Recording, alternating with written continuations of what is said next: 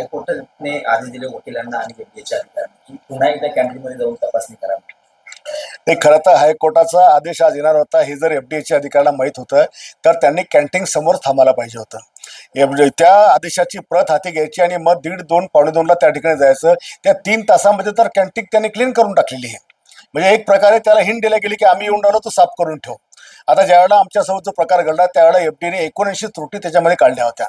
मग एकूण अनेक आमदार मला नंतर भेटले की आमच्या तळात कॉक्रोच आले, आमच्या तळात उंदीर आले, कोणी म्हणे आमच्या तळात पाल आला, कोणी म्हणे केसाचा बुसडा आला. 79 त्रुटी काढल्यानंतर त्याला 2 महिन्यात क्लीन चिट कशी मिळते? आणि हे जे चाललंय केवळ हायकोर्टाने किंवा सरकारने मंत्रालयातली कॅन्टीन म्हणजे महाराष्ट्रातलं सर्वोच्च स्थान तिथं ही अवस्था आहे तर राज्यभरात काय परिस्थिती असणार आहे?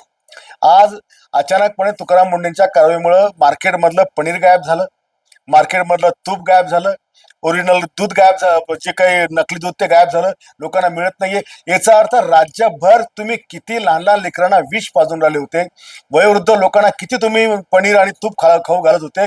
आज तुम्ही महाराष्ट्रातल्या तमाम जनतेच्या जीवाशी खेळत होते.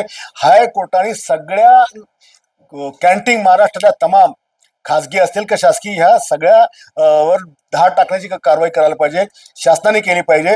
आणि हे एकदा करून थांबलं नाही पाहिजे, दर 15 दिवसाला याचा रिव्ह्यू झाला पाहिजे. आणि त्याने असा जर रिव्ह्यू घेतला गेला तर आणि तरच महाराष्ट्रातल्या जनतेचं आरोग्य आपल्याला सांभाळता येईल.